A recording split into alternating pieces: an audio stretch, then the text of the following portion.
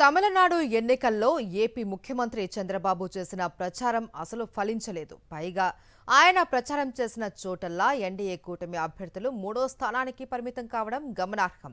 కోయంబత్తూరు జిల్లాలో 10 అసెంబ్లీ నియోజకవర్గాలు ఉండగా 4ంటిలో బీజేపీ, అన్నాడీఎంకేకు చెందిన కీలక నేతలు పోటీ చేశారు.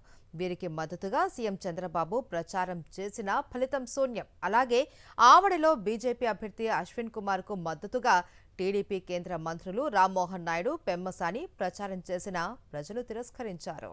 తమిళనాడు ఎన్నికల్లో ఏపీ ముఖ్యమంత్రి చంద్రబాబు చేసిన ప్రచారం అసలు ఫలించలేదు. పైగా ఆయన ప్రచారం చేసిన చోటల్లా ఎన్డీఏ కూటమి అభ్యర్థులు మూడో స్థానానికి పరిమితం కావడం గమనార్హం.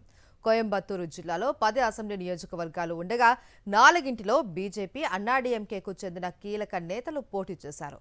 వీరికి మద్దతుగా సీఎం చంద్రబాబు ప్రచారం చేసినా ఫలితం శూన్యం. అలాగే ఆవడిలో బీజేపీ అభ్యర్థి అశ్విన్ కుమార్కు మద్దతుగా టీడీపీ కేంద్ర మంత్రులు రామ్మోహన్ నాయుడు, పెమ్మసాని ప్రచారం చేసినా ప్రజలు తిరస్కరించారు.